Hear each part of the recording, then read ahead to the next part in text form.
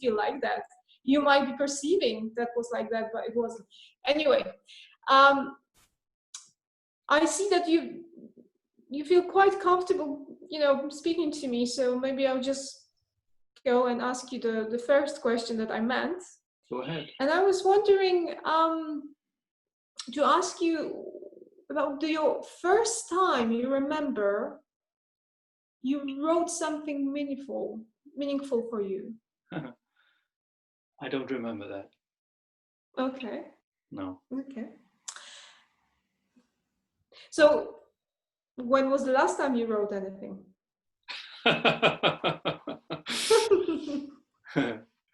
We're talking poetry.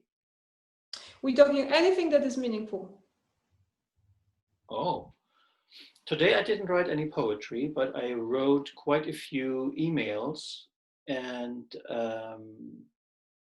although I write a lot of emails, like sometimes 30 a day, 40 a day even, I try to use this cold medium of email very often to convey something that's warm, to convey something that has to do with life, in the sense of beauty, in the sense of wonder, in the sense of appreciation, thankfulness. And so I wrote quite a few emails today that tried to convey that. And beauty and warmth and other feelings you mentioned, how is it happening? Where does it start from? It starts here. It starts in my perception of myself in this world right now. So when I have a sense of that, of being warm myself, of being alive myself in a world that is alive and precious. When I'm aware of that and I take the time to feel that, let that be felt here,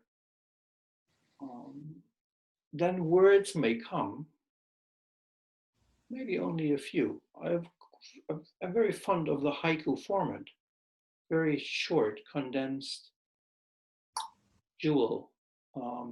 Words like that might come that I just put into a conversation that I think I need to have for other reasons than conveying this. When I write a poem, that's the only reason. That's the, yeah. But how they are coming to you, the words itself? Because you mentioned, you showed here. So this is some kind of feeling of what? Well, what does it mean to be here? Feeling of here, what exactly? What do you feel when I go like this? And when you imitate it, you go into a resonance, you look into yourself. What do you notice? What is surfacing? Well, for me, it's some kind of opening to conversation maybe at the moment. And for me, obviously, I feel warmth. Yeah. But also it's an invitation for some kind of connection. Yes. That's how I feel. There's a touch. I touch myself. And when you look at me touching myself, there's a resonance in you. We talk about mirror neurons in animals that have a social life like us. So there seems to be some kind of physiology in our species that allows you to feel something maybe similar or even the same as I feel when I express it. And it's wonderful feeling, but for me, it's still from this moment here, and there are probably other, well, at least for me, feelings associated, there is still, how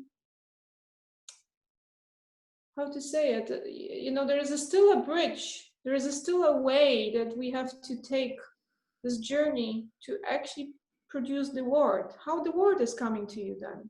It's a matter of being, but now you are transforming into a matter of doing. How is it happening? Yes, yeah, I like that question very much. That threshold between being aware that I am, and then the doing, the productive jump into a form, words, or any other material that I choose to create with. And that creative jump to put the feeling and the awareness of the feeling or the awareness of the sensation into a form, into a structure, into matter or words. And is it a jump? Yeah, it's you said. In my case, there is what plays a big role is the intention that I want to do that I like to do that I have a strong sense that when I do it, while I do it, it's fulfilling, it's pleasurable, it's interesting, because I don't know when I start what comes out. So it's a miracle of creation where I don't just reproduce something that's already there and I just copy it, it's new. So there is the interest, the joy of creation, of making something out of this big clump of sensations. I'm a potter too. I like to make beautiful shapes, vessels out of an amorphous clump of earth. And poetry, actually, in many ways, creating poetry to me has many similarities to creating a piece of pottery on a potter's wheel. There's the material, the raw lump of material. There is kind of the centering. I don't know if you have ever worked with clay on a potter's wheel. What you need to do is to condense and push the material onto the rotating wheel and center it. Push it down. And when it's centered, when I am centered, then something can arise, like an opening, and a shape-taking process can arise. And in pottery and in poetry, it's very similar. So, but I want to make the pot, I want to make the poem because I enjoy doing it. I enjoy the process, and I enjoy the sharing of the product because the resonances that I get, not to every single piece that I send out, but every now and then I have a resonance from somebody who receives that and shares what that receiving that does with them. So they open themselves to me, and the circle closes. I showed my warmth and my liveness, and I sent the product out, and I get the joy of creating that, sending that, plus the joy of sensing somebody who received it in their aliveness and in their wonder and in their gratitude. Okay, sounds very intriguing. And I would like to come back to this shaping. You didn't say shaping, but this is how it resonates for me, is just that you take a lump of something, piece of raw material, and you center yourself. Mm. So could could I ask you to take me for a little bit of your journey? How does it happen? So let's say that you're doing this now. So it's like you have it in your hands, and you shape it, and you said you centered. Mm-hmm. How do you feel it? How do you feel this centered? Yeah, you centering within this object. Are you somehow? Is there a feel behind? I very much enjoy the question and the preciseness and the persistence that I sense behind it.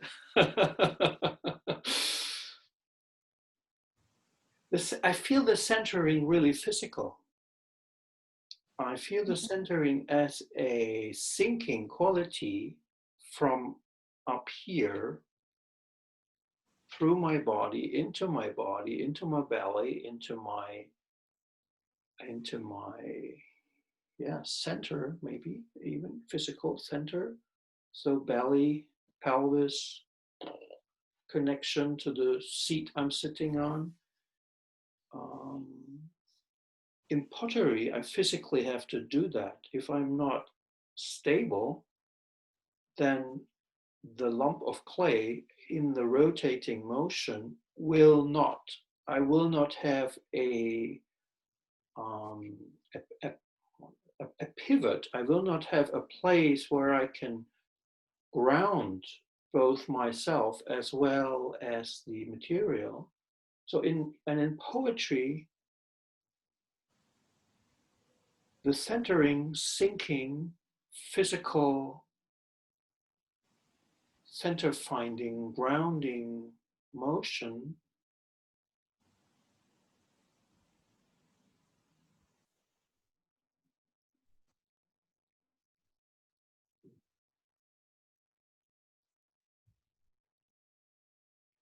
takes the senses or the information that I have through my senses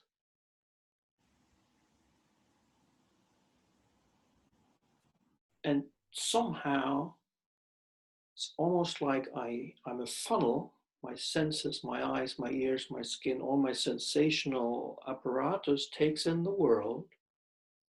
And then through the centering intention, downward sinking, it's almost like I am digesting it, taking it inward.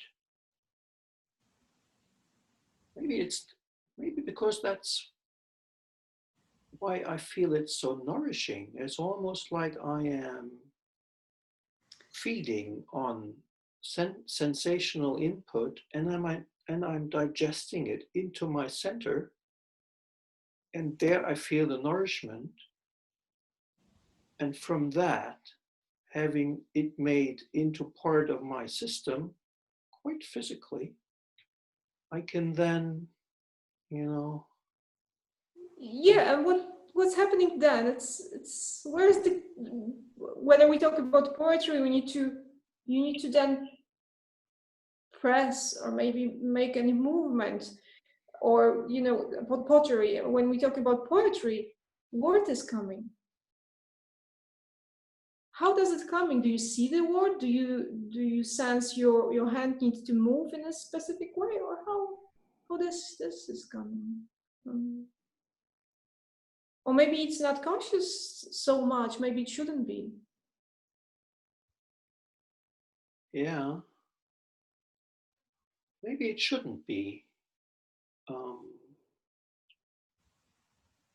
There is something like contriving words or images, going out and scraping them off somewhere and making it happen, a forced way, but that's often not so joyful.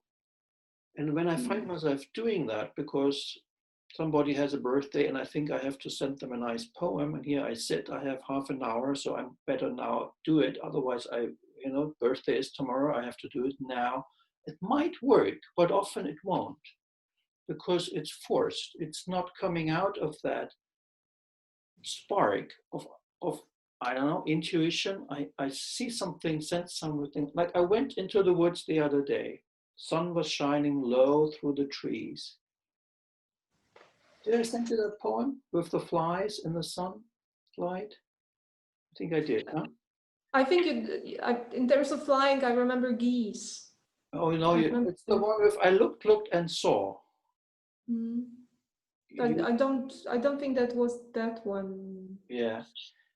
Anyway, just to, I, I don't know the answer yet, but I'm looking for an example. So I go into the woods, I see the light coming low through the trees.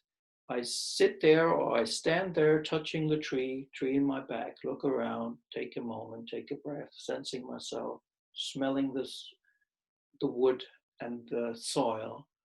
And then I see those flies in the light going up and down, down and up and down, making their dance. Yeah. I wonder, wow, they're dancing in the light. They have been doing this for 3 million years. And here I stand, and on this planet that's been here for quite a few million years, and I'm receiving the light by the sun that has been here for a few million years. And this whole thing is turning. Sun, Earth, not changing, having turned for millions of years. Physically is not possible. Every motion has to end. So I'm there in this awe of life. And I see these creatures doing their thing. And So it's sense of wonder, it's absolutely a curiosity. sense of wonder. My story, my agenda stops. And I tune in to the big story, the big dance of the universe. And I feel myself being part of that dance that's been going on so long. And I feel the preciousness of this. So there is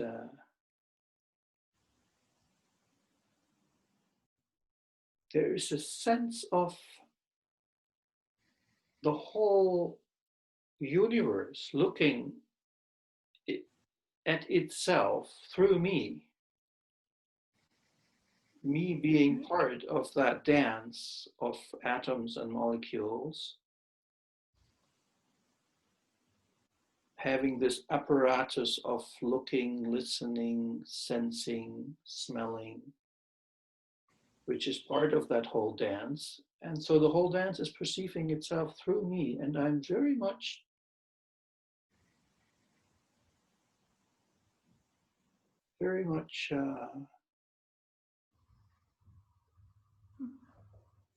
yeah, you said in awe and wonder. Yeah, I'm in a very special, call it transpersonal moment that I then, when I come out of it, take home with me as a precious gift that I like to share, that I like to feed back into the universe Uh, and happily do so. Yeah? Find a form, find a shape, find a few words that mhm. frame the jewel, and then I can distribute it. But you said when I come out, so that would mean that when you're back, when you're coming back to your home, and you still, I guess you're still holding this moment in you. Yes. I guess you still have it somewhere, but would it mean that you are staying in a distance to it? You're not part of it anymore. You're still somehow part of it, because it's a state of being again, isn't it? And now you're proceeding into a state of doing. Yes. It sounds for me. Yeah. How is this state of doing? But is it different? Is it the same? How is it happening then? How is what happening? How is it happening that you are able to hold this moment for you, sit down, and put it on the paper? Is the word coming to you you know, some people say they see words, they are coming to them. Some people say, I'm just following my hand, somehow it's coming out. Some people say, no, it's actually a struggle because I need to somehow squeeze my so vast experience into, you know, matter of words that are not ideal. Mm. They can't express everything. So how is it for you? There are different paths to the product. Um, like in the case of I want to write this poem now because I have a person to send it to, and I have half an hour to do that. And I come home with the jewel of the special moment, and I sit down and I unpack my jewel, bring it back into my presence, kind of recenter again, connect myself again with the sensational memories, the imprint of that special moment, kind of through putting my all of my attention back to it, it lights up again. And I can actually, um, it's like taking in the olden days, you took pictures and you put it on a slide, and then you put the slide in the box, and then you can take out the slide and you can put it in the projector and you put energy to it, and all of a sudden there it is. The whole wall is filled with the image of the moment. And so I do something similar. I put the energy of my attention into that seed of memory, and bang, there it is again. And I can almost see, feel, touch, smell, physically relive it. Mm-hmm. And then uh, either there are already seeds of words that I can somehow pluck, harvest,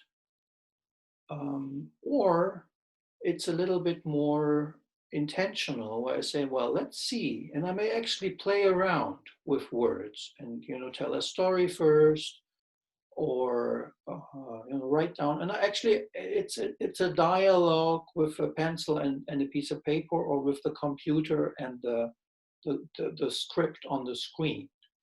I then use this material, the writing material, um, as a kind of sandbox toy. And I, throw something up in there, and I play around with it a little bit, and then I play with the rhythm, and then I say, yeah, well, that's a little bit too many words, and then I say, and I make it bored with it and come back to it another day and play with it again. Um, and sometimes it doesn't. I'm not happy with what comes out of it, and I just, put it. If I have it on a computer, I will save it um, in a special file, and I might get back to it later. I might find it years later, and then reading it, bang, there's the moment again. And I may, if I'm intrigued enough, I may take it up again and continue the play. Um, in this case, with the flies dancing, I had followed my own ritual of starting the new year with sending a poetic hello to my community. And so I wanted to get it done. So I stuck it out, and I sat down and I played with it for a while until I was satisfied. And I did it in two languages, did it in German and English. I don't remember which one first, because I have an English speaking and a German speaking community that I like to stay in touch with. And so I did two versions, which are not a translation. And then I send it out. Well, this is interesting, and you say there's a sense of playfulness in it, Yes. as if you're playing and trying, and maybe I don't know. So it's just, but you also mentioned that sometimes you don't like what's coming? I wouldn't say I don't like, but I'm not happy with it enough to say this is worth somebody's attention. I am aware that we all are, most of us are, so flooded by stuff and information and mails that before I send it out and dare to bother somebody with it, I want to be happy with it. I don't know whether they will, but I want to be happy with it and say, wow, I like it. And to me, it's precious. And since the person is important to me, I would only send them something, put something on paper and share it with somebody where I feel it's worth the trial of, asking for their attention. Right. So it's like trying to tune in as a moment of empathy, trying to join others people, well, caring for others people, because you're caring for, attention is something sparse at the moment. It's not easy in the moment when we have so many information to actually give another, time for extra attention for something else, which is interesting. But I wanted to come back to a bit of earlier on. You were saying when you're coming back from the woods, from somewhere where you feel that everything is coming through you. You see the sense. I said the sense of wonder. You said as if it's just all atoms were also coming through you and so on.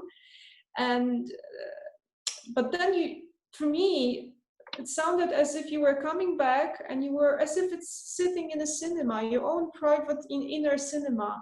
You're putting the movie on again, but I spotted a difference, and please tell me whether it's correct what I'm saying, that there is a different sense to when you're sitting down, that when you are there, you are there, you are around, surrounded, but it feels the connection, you are connected, you are actually emigrated into this world, you are part of it. Yeah. Whereas when you were saying, when you create, you're playing with words, you're trying to see what you brought with you, it's a sense of there's a different sense of me in it, as if you were a creator, that you are much more in control over everything, having a different perception, as if you changed the seat. You were sitting in the midst of everything, and then you change the position. You are still there, but you also somewhere else, to be able to, would I dare to say control? Is it too strong? Yeah. Sounds, in my system, it sounds quite technical, just like the word system. For me, an analogy that is close is breathing. When I'm out there, I breathe in, I receive. It's a receiving feminine quality of being in the world. And when I'm then, and I might actually do it out there as well. If I have a piece of paper and a little notebook, I might actually stay there and then breathe out into that more masculine element of shaping, creating, bringing forth. And I enjoy a life where both the breathing in, receiving feminine aspect, and then the more shaping, creating, procreating masculine element, where they can, well, where they have a love life, where they bring forth new life together. Okay, well that's beautiful. I have to say, thank you for that. That's really interesting. So it's like to complete a set of a breath, inhaling and exhaling. It's like it's actually combined. You can't have inhale without having exhale. No. Interesting. Yeah. What's between? There's always this hesitation when we breathe in, and there's coming out. And there's also something like a little, space when you breathe out. before another breath begins. There are two breaks. Are there two breaks there? I very much enjoy watching you in that jump. For me, it's like a jump of savoring the image of the dance of the receiving and the creating. I could see how you were felt to me like you were holding that, looking at, and you said thank you for it. And then there was the jump. What's in between? You know Yeah. what's in between? In between is eternity. In between is this the the taste of eternalness, because this circular cycle in and out, receiving, birth giving,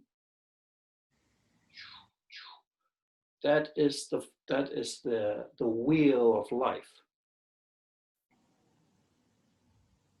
And the pauses at the end of the inhale and at the end of the outhale, to me, are the gifts of eternity that are outside, beyond, underneath, around that circle of life. But you're saying as if it was around, beyond, but not within you. Where's you then within that moment? Where's you? Where's me? Where's I? There is the gift of awareness, and there are the gifts of the senses, of Mm-hmm. the smelling, of the being touched and touching, of the seeing, of the listening, of the tasting, and of the being aware of all of that. And that, in this example, is what is me.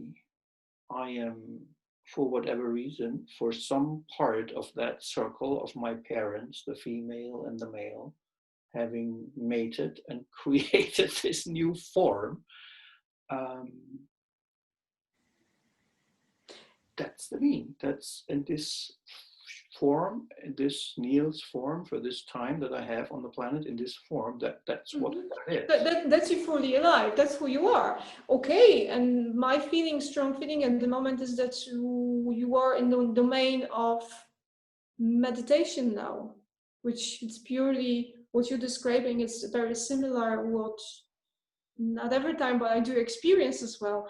But if we were to then um, project it onto a writing mode, because you're inhaling the inspiration or the connectedness you're having with the nature, and then there's a moment of hesitation or this moment, this little break, a little pause, and then you're going to exhale it in a moment. You're going to play with words, create, and it's going to be more male part of this doing basically mode. But then again, what does it mean for writing? What is happening between two moments in writing? You need to walk from this place, or sometimes you write in wherever you can write. But if there is a break, what's happening there? The transition from the receiving to the producing mode.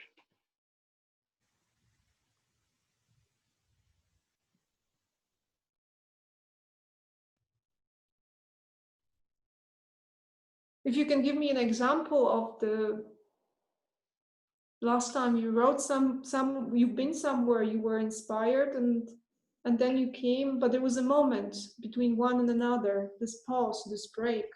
Maybe it was conscious, maybe not, but maybe there's some kind of example we can.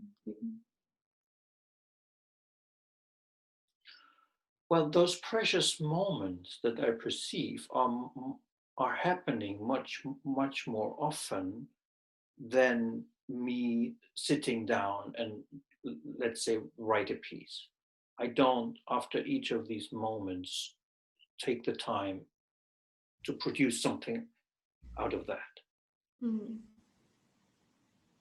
I often have the notion of, while I'm perceiving it or shortly after, thinking, oh, wow, I could make something out of that. Yeah? I take like an inner notice of it and say, yeah, this is such a moment.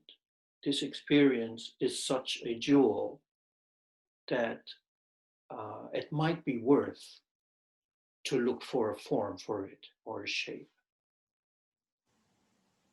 But it doesn't, maybe a tenth of the time or less, I actually do it. And what makes me do it is the intention, is me saying, yes, I'll do it. I'll sit down, I get my instruments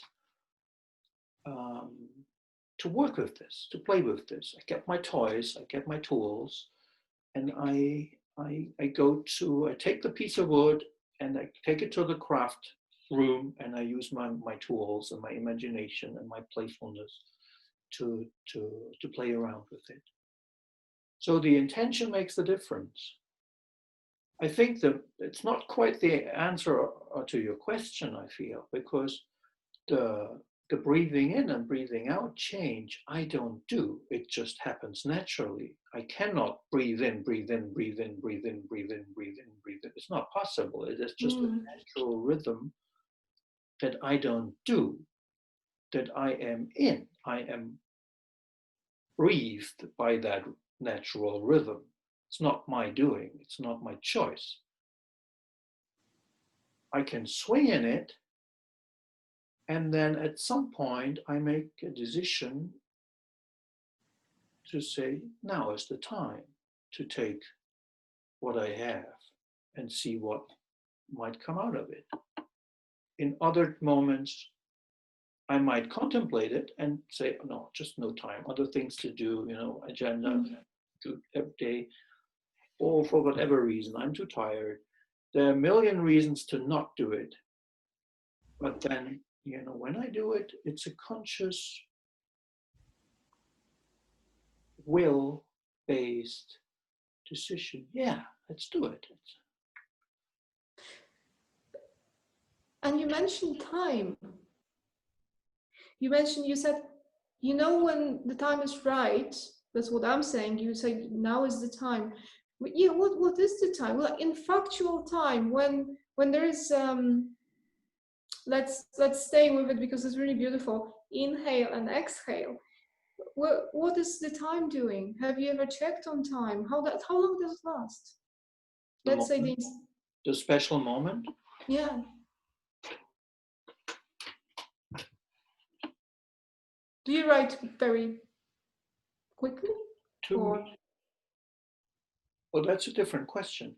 Are you asking how long does it take to create the product, or how long does the special moment, the feminine, the receiving of wonder moment take? Well, there are two different questions. Actually, the both. I wanted the both. Yeah. The both. For the in breath, it's often seconds, sometimes more. It can be a whole night, it can be hours, but it's usually seconds. It's usually a glimpse, a blink. With the flies, it was a little longer. It was maybe, I was standing there maybe 5 minutes. But often it's only just, seeing a drop of water fall out of the faucet into the basin. It's just, a second or a split second. And I think, wow. And then sitting down, I don't know, poem, half an hour, 20 minutes, 15 minutes, something like that. Mm-hmm. And never longer? Never shorter?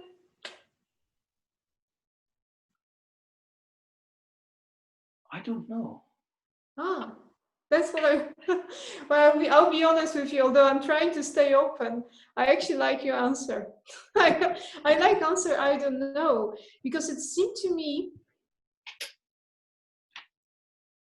that maybe time is irrelevant at that moment. Would I be right? Or? It's definitely irrelevant for the receiving part. Mm. because there I'm not making it. There it's happening. It's a gift. It's given to me, and I happen to be there, and I happen to be open to notice it. It would, in almost all cases, would happen anyway, whether I'm there or not. Mm. I am witnessing it. I just happen to be there at the moment. So I'm not, time is not relevant. At the other situation where I choose to sit down and create something out of that gift that I was given, I am operating in this world, in this time, and I have a job to do and a family, and I have, all the things that we all have to do. And I'm making the time, literally making the space of time or in time to have the luxury of this playfulness, which is not, I'm not selling my poems, I'm not making money, I'm not addressing publishers in order to create a career out of it. It's not part of that, but it's within that, this world. Yeah, the clock is running and the day has so many hours and I have so many things to do, and I choose to make that time of play. So there, time is not irrelevant because it's limited. The gifts are unlimited. Hmm. You know, when you speak, it's constantly for me doors are opening. I actually, I like hearing that. every time you say things, I see more doors opening. Yeah.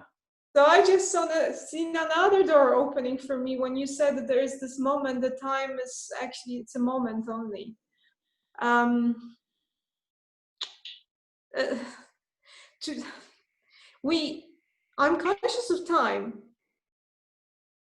We spent an hour now, and I didn't even ask.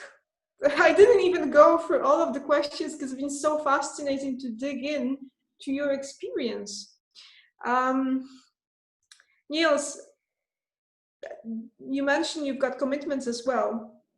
Mm, do you think it's possible we could continue once more? Let's do that. Yeah. Let's do that. I'll tell you why. Because like I didn't expect it's gonna, for me it's going very well. What I'm hearing from you is opening. It's really beautiful.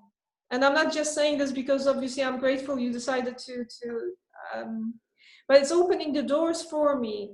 And I would like to listen to you on tape or whatever we're gonna have the recording, Yeah. and then come back to it once more, as if, you know, we could get another depth. I still, at the moment I could talk longer, but I just, for some reason I know I need to pause now. Yes.